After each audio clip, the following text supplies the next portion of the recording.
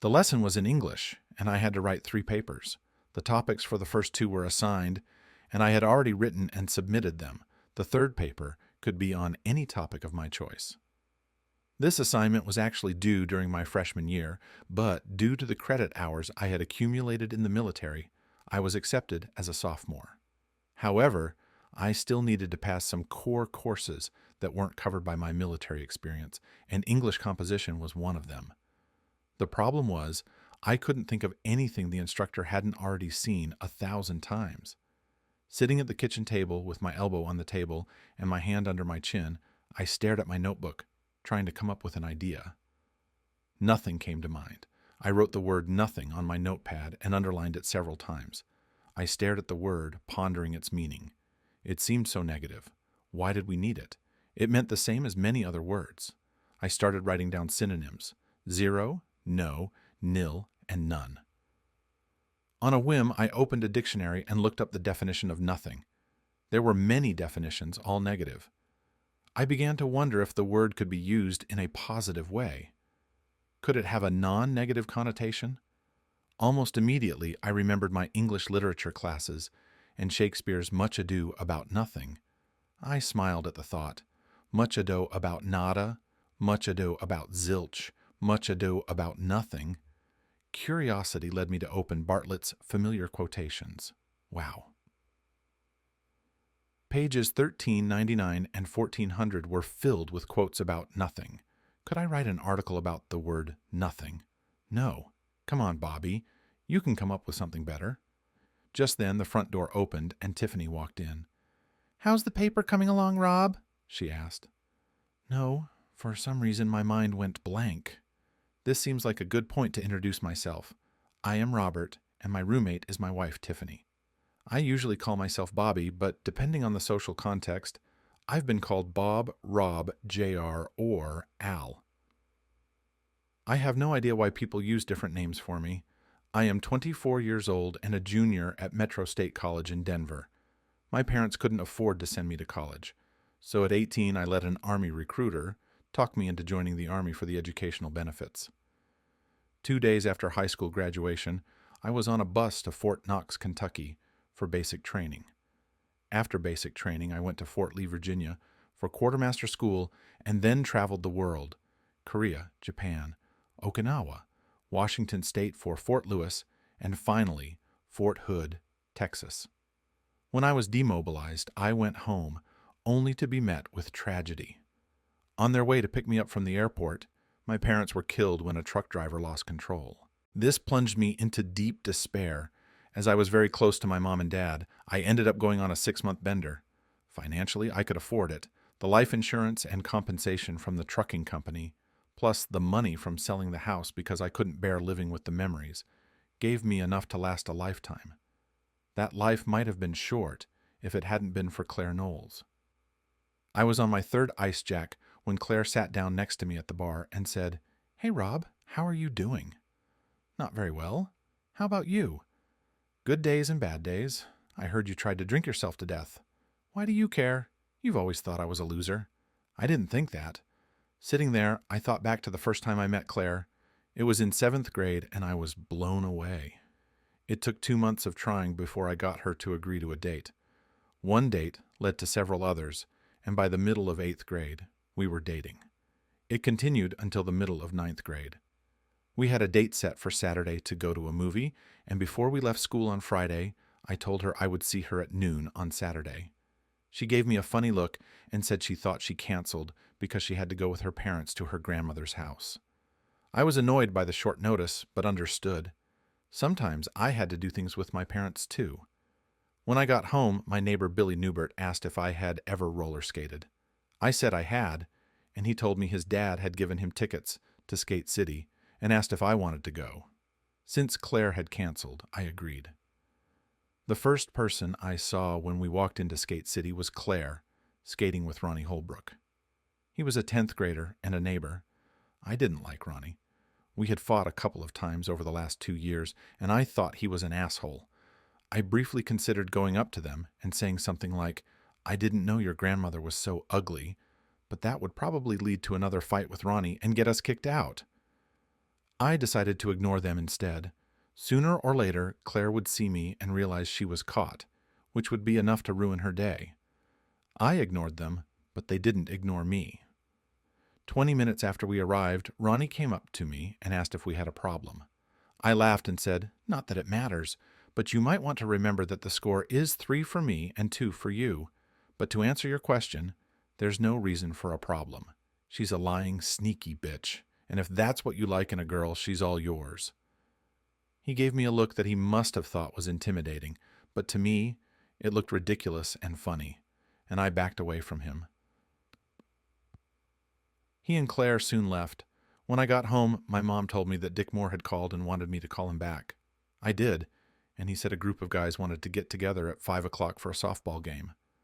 I coordinated with my mom and told him to sign me up. I got home around 8, and Dad told me that Claire had called twice and wanted me to call her. I didn't call, and she called again on Sunday. Mom handed me the phone, and I said, "What do you want?" "I want to explain about yesterday." "There's nothing to explain. You lied to me, blew off our date, and went out with another guy. Plain and simple. No explanation needed. Goodbye, Claire." She tried to talk to me on Monday and Tuesday, but I just walked away from her. Eventually, she stopped trying. I dated other girls, but didn't get involved with anyone until the middle of 10th grade. One day, I was eating lunch alone in the school cafeteria when Claire sat down across from me. I looked up from my book, and she said, "Have I been punished enough, Rob? Can we get back together?" Honestly, I missed her. So I asked, "What's on your mind? How about we go to the movies tonight and see what happens?" And just like that, we were back together. I never asked about the Ronnie Holbrook incident, and she never offered an explanation. Everything was fine until the week before prom. It was lunchtime, and I was sitting in the school cafeteria waiting for Claire. I noticed she wasn't smiling when she came over to me and sat down. She looked at me and said, "I'm sorry, Rob, but I can't go out with you anymore. I met someone, and we seem to be instantly attracted to each other." A week before prom and knowing it's probably too late to find another date? "Thank you so much, Miss Knowles," I said, standing up and walking away from her. I couldn't find a date and didn't want to go alone, so I missed my senior prom. Now, 4 years later, she seemed concerned about my drinking. "I never said you were a loser, Rob. That's exactly the impression I got." "Damn it, Rob, I was young and growing up and made mistakes like any other teenager. Are you going to tell me you were perfect and didn't make any mistakes?" "Not likely. Finish your drink and let's get out of here." "And go where?" "To a party. If you're going to drink, it should be among friends." It turned out to be a birthday party for Tiffany, our classmate. There were a few other classmates there, and it felt like old times. I was talking to Billy when he asked me what my major was. "My major?" "That's why you went into the Army, isn't it? So you could afford college." "Oh, yeah, that's what happened. I got a little distracted by the death of my parents." I hadn't noticed Claire listening to the conversation until she said, "We're getting ready to fix that." Billy looked at her, then at me, and from his expression, I could tell what he was thinking. "You two? Again?" I turned to Claire and said, "Are we getting ready to make things right? How are we going to do it?" Putting a strong emphasis on we. "Next semester starts in 3 weeks, and we, also with a heavy emphasis on we, are going to have you enrolled by then."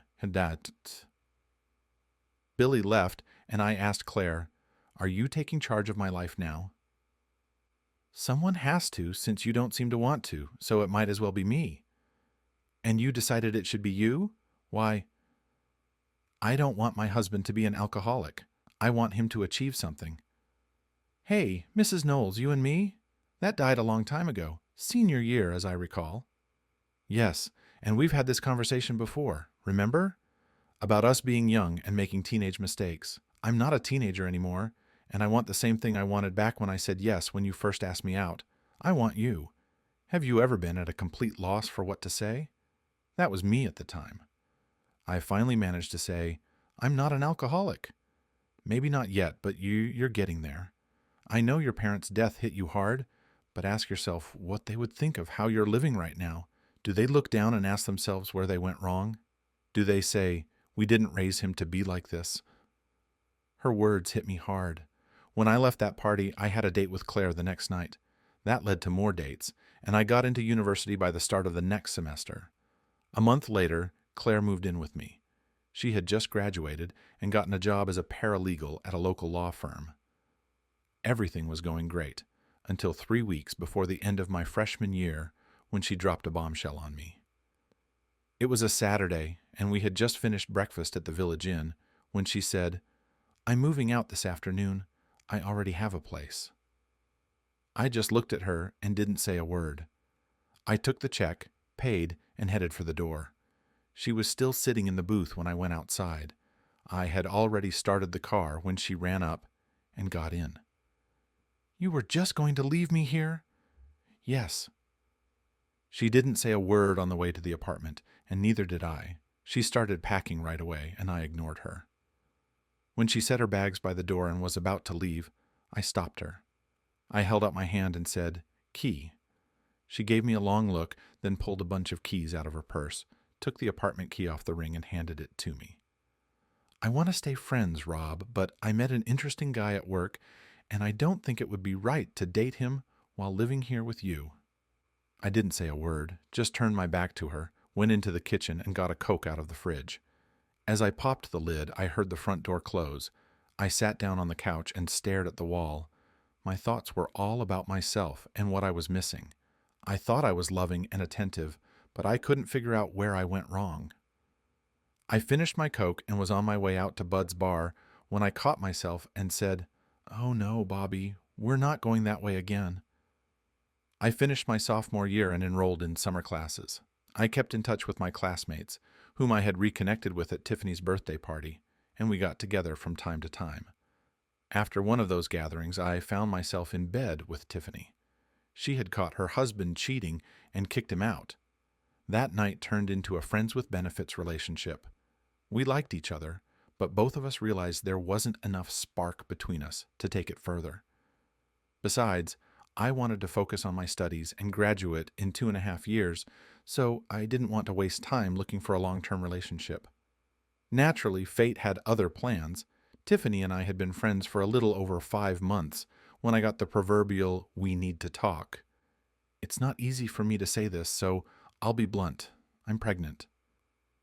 As far as I knew, I was the only one Tiffany had been with, so I did the right thing and made her my wife. She moved in with me. About 5 months after saying yes, I was sitting at IHOP eating lunch when Claire walked in, saw me, and sat down at the table. "How are you doing, Rob?" "Good." "Why did you marry Tiffany?" "What's your business?" "Look, I know I messed up, but I've always liked you, and I don't like being cheated on." "Except when it's you, right?"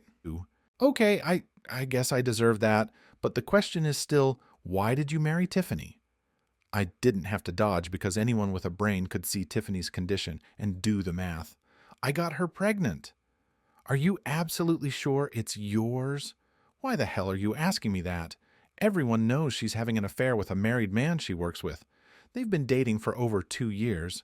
"Bullshit, Claire. I can account for her time. We leave for work at the same time, and she's always home ahead of me." "They work together, Rob. They have lunch a few times a week. He's married and couldn't marry her if the baby is his. It could be yours, but I'd check it out if I were you." "Long lunches? How do you know?" "We work in the same place, Rob. You knew that." "No, I didn't. I still don't understand why you care about my marriage to Tiffany." "Simple. If she has you, I can't have you." I had to laugh. "Be serious, Claire. You've had me 3 times, if I remember correctly, and all 3 times you kicked me to the curb." "We all make mistakes, Rob, some more than others, and now I'm paying the price." "How?" "I want you, and I can't have you, and it hurts." Then she got up and left, leaving me with a bunch of thoughts. Was Tiffany cheating on me? If so, was the baby his and not mine? I wouldn't know about the baby until I had a DNA test, but I could find out if my wife had cheated on me. I wasn't rich, but I was well off, and a check to Spencer Investigations set the case in motion. 2 weeks later, I realized Claire knew what she was talking about. The first week, Tiffany and James Augustus had lunch in the Quality Inn rooms on Tuesday, Thursday, and Friday. The second week, it was Monday, Wednesday, and Friday. Thanks to a large bribe to 3 doormen, the dining couple was assigned to rooms where Spencer's people had set up recording devices. I couldn't use them in court, but it didn't matter to me. It was absolute proof that I needed to know for sure. I listened to them more than I watched because I wanted to hear what Tiffany had to say. It surprised me that they never mentioned me. I was only brought up once when Augustus asked, "Are you sure hubby doesn't have a clue about us?"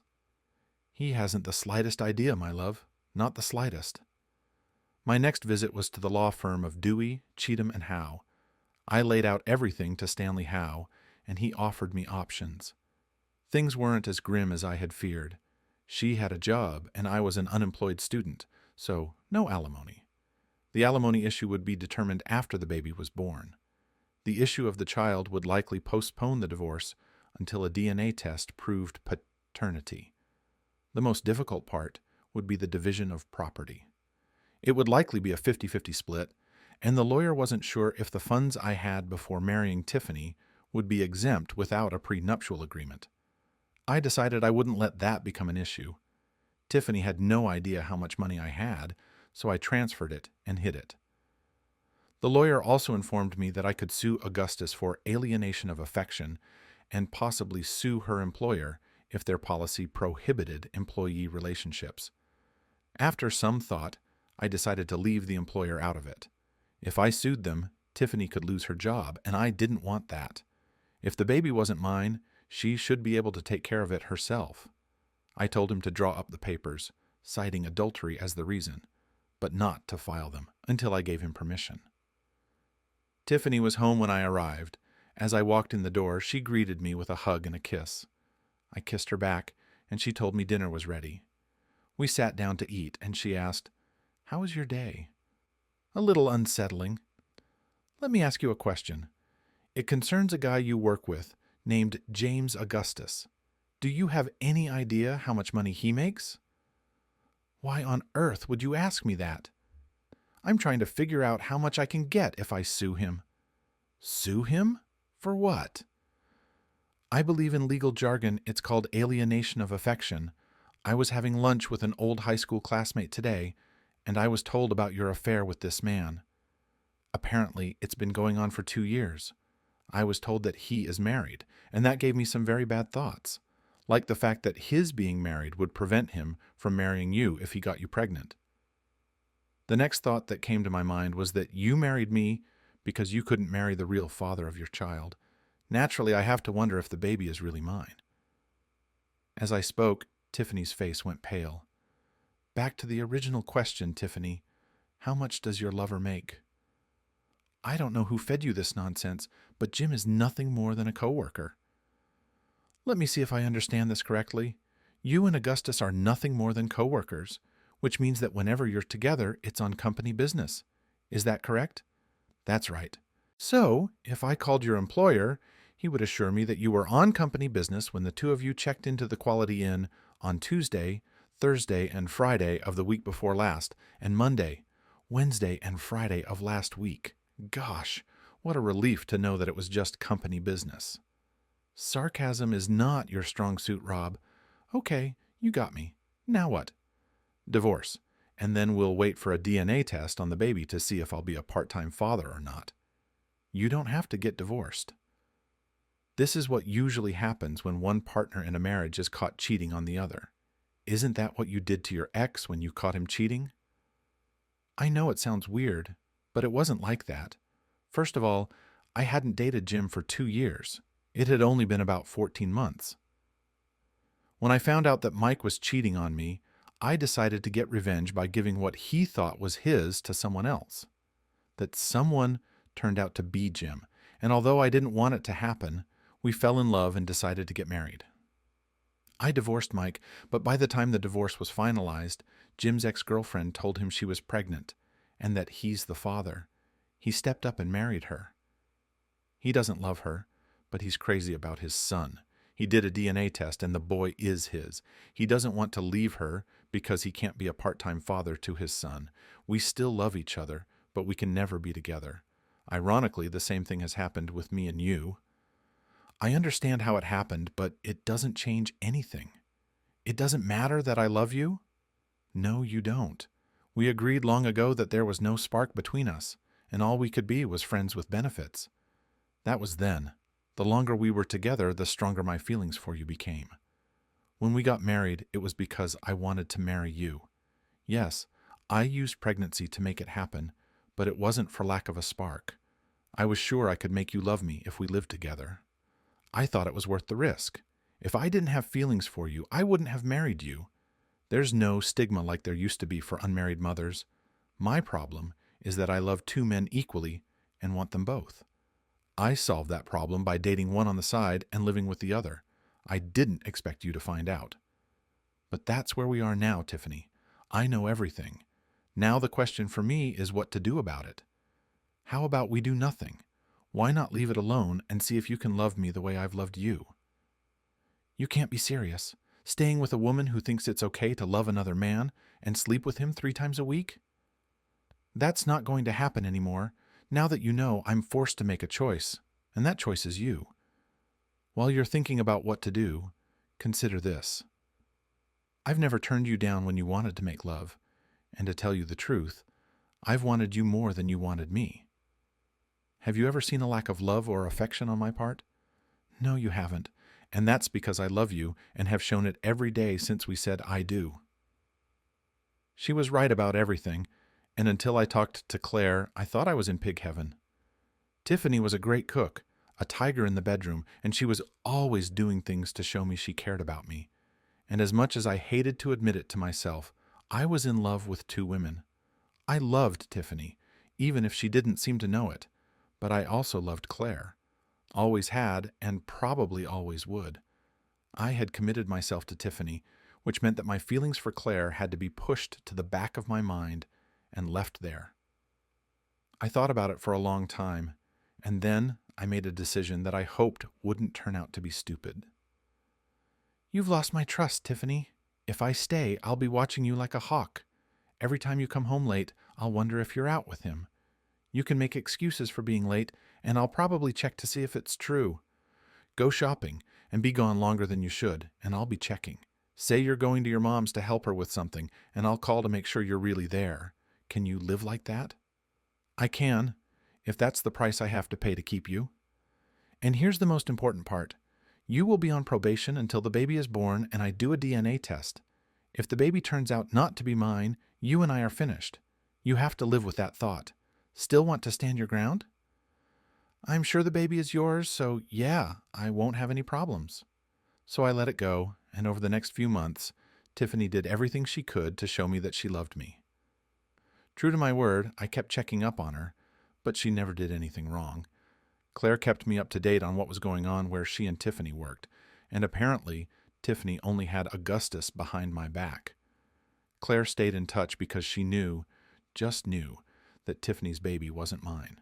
As soon as I had proof of that, I would leave Tiffany and Claire would be there to pick up the pieces. I should add that I didn't offer Claire any encouragement, but I didn't discourage her either.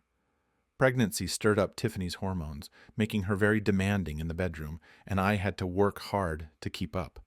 She was exhausting me, and I wondered if I'd even be around when the baby was born, or if I'd end up in a pine box.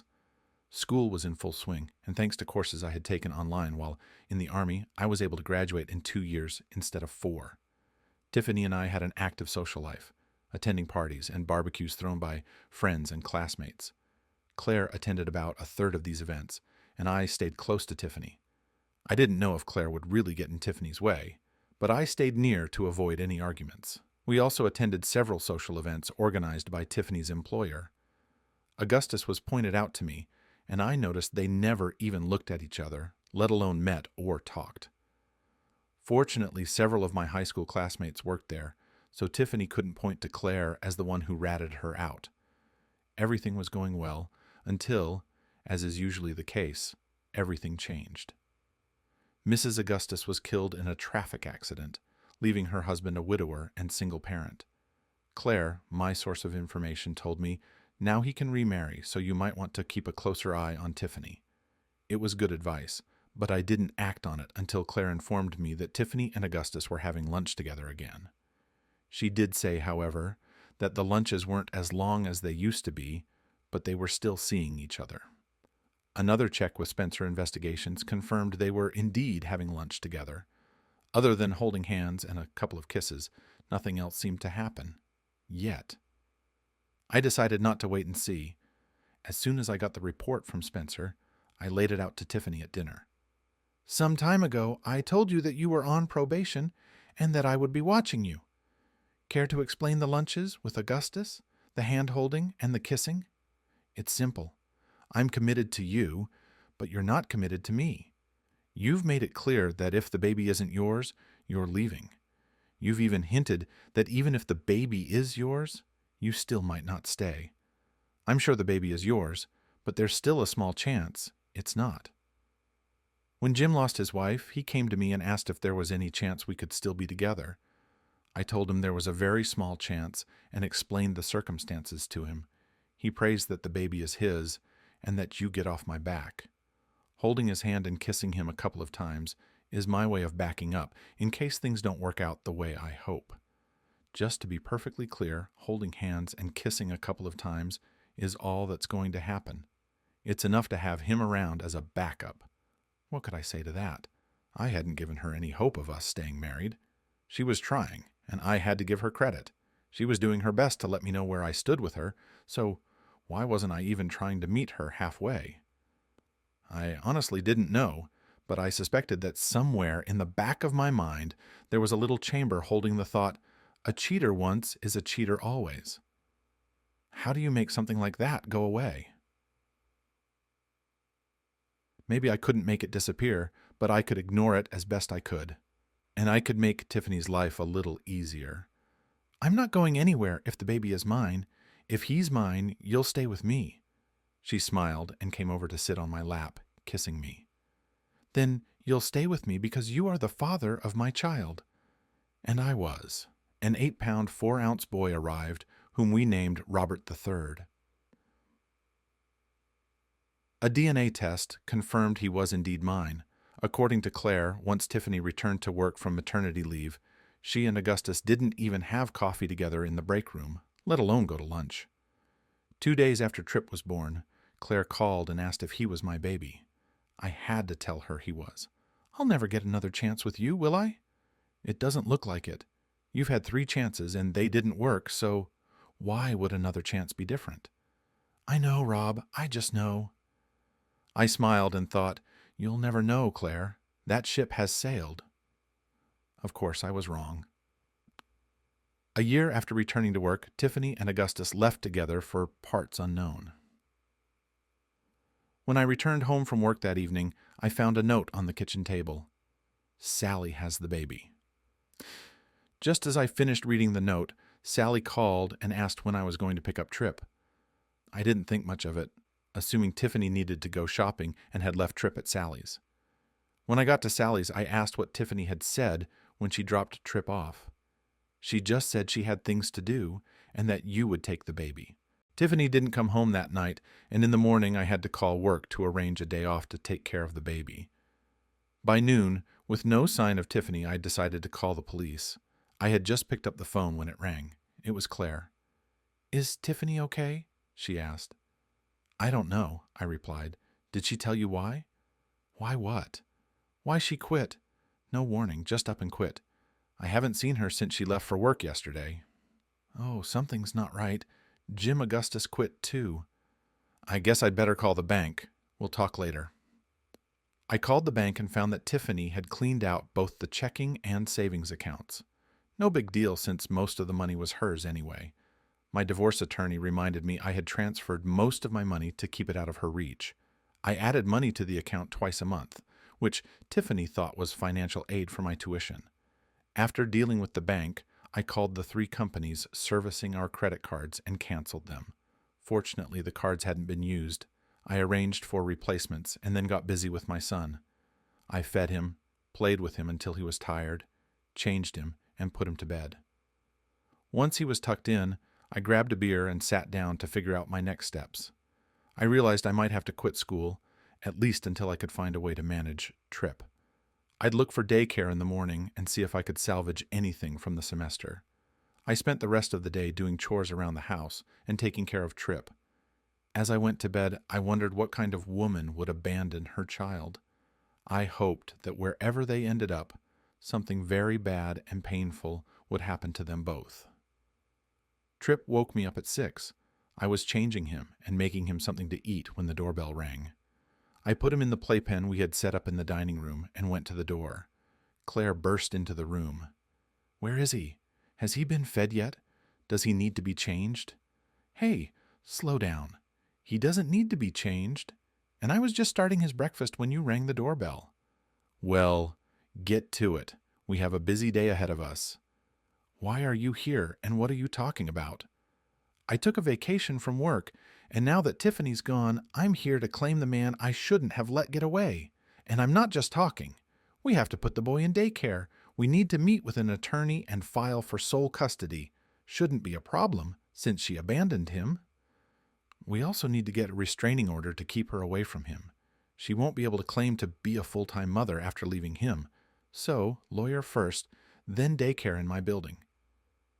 "Are you going to tell me what to eat for breakfast too?" "Maybe later. We need to take care of the little one first. He's not a junior. He's Robert III. We call him Trip." "Am I going to have a problem with you?" "More than likely. How about we go back to your first statement? Are you here to claim your man?" "I think it's pretty simple. I let you slip away, and I'm here to get you back." "There's one small problem with that. You assume I agree with your plan, but I don't." "Why not? Do you know the definition of insanity?" "I don't think so." "It's when you do the same thing over and over again and expect different results." I don't understand. We've dated 3 times, and each time it ended with you dumping me. Same result every time, even though I expected differently. It would be crazy to try again." "Are you going to physically kick me out?" "Of course not." "Let's stick to the plan," I decided. "Feed Trip, meet with the lawyer, arrange daycare, and deal with personal stuff later." Why resist? Everything had to be done, so I might as well tackle it head on and handle the rest afterward. I called my divorce lawyer, who said he could see me immediately. When I arrived, I explained the situation and asked him to file for divorce. "I understand we won't get any response until she receives the paperwork, but I'm confident we won't hear from her.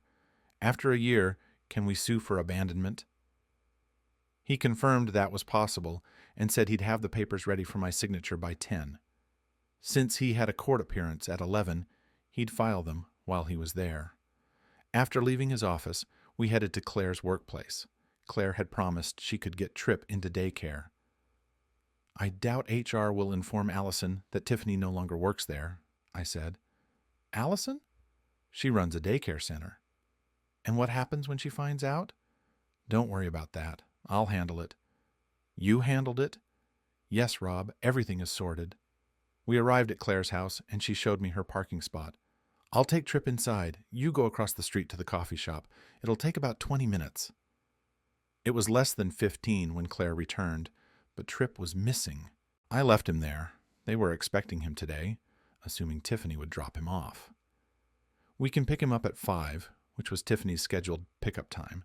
For now, we need to return to the lawyer's office to sign the papers, and then get a locksmith to change the locks on the apartment." "I don't need a locksmith. I'll buy what I need from Home Depot and handle it myself." "Good. After that, we need to pack up all her stuff and get rid of it." "Why?" "To make room for my things. Once her stuff is cleared out, we can move me into your place." "You didn't consider that. Just let it go, Rob. You need someone to help you with Trip, and that will be me. We'll sort out the rest later." She was right. I needed help with Trip, especially after the upheaval Tiffany had caused. With Claire's assistance, I could stay in school. We went through the apartment, packed up all of Tiffany's belongings, and I dropped everything off at Sally's place. No one was there, so I left the items in front of the garage door with a note asking her to call me. While waiting for Claire to finish packing, I reported Tiffany as missing to the police and was told to come in and file a report later. We moved Claire into my place, and I left her to get settled while I went to the police station. I completed a written report and then spoke with the detective.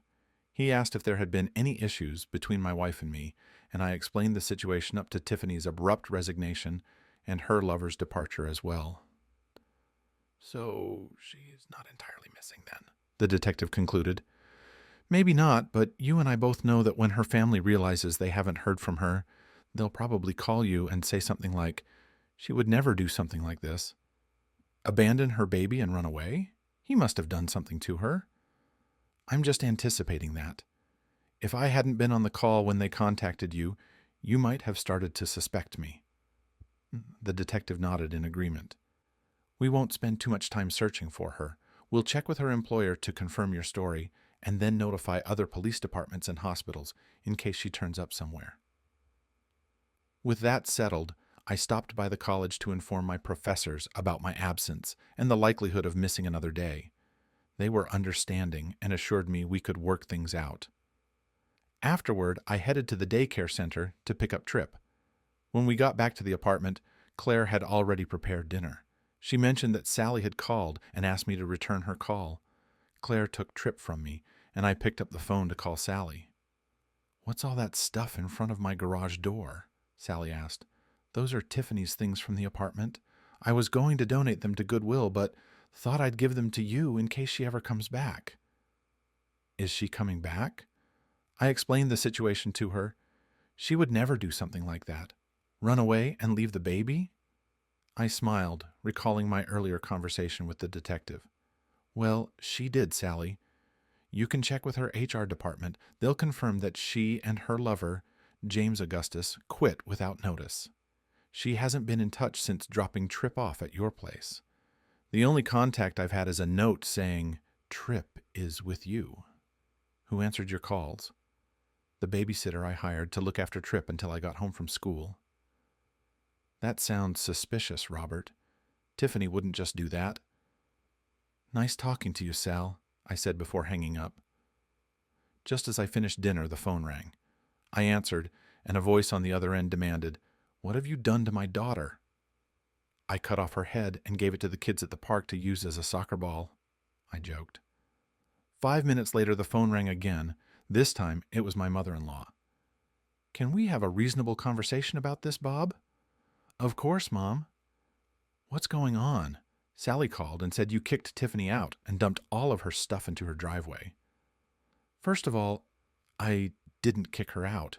She apparently ran off with her lover." "How do you know?" "She emptied our bank accounts at 9:30 in the morning and quit her job at HR without notice. James Augustus, her lover, quit at the same time. To me, that means she left with him. Please don't tell me she wouldn't do that because it's clear she did." There was a brief silence before she asked, "Does this mean we won't be able to see our grandson?" "No, you are a part of his family, and you can see him whenever you want." "Thanks, Bobby." "You're welcome, Mom." After putting Trip to bed, Claire and I settled in to watch TV. As I started to doze off, Claire noticed and grabbed the remote, turning off the TV. She said, "It's bedtime, kiddo. How are we going to handle this?" "I'll take the couch, and you take the bed." "Nonsense, honey. I came here for you." "Claire, she hasn't even been gone 2 full days. I'm just not comfortable with that." She shrugged and headed for the bedroom. I pulled a blanket and pillow from the linen closet and was about to set them up on the couch when Claire returned. Completely naked, with one hand on her hip, she asked, "Are you sure you want the couch?" I'd like to say I was strong, but I wasn't. I tossed the blanket aside and went to her. She smiled, turned, and walked back into the bedroom.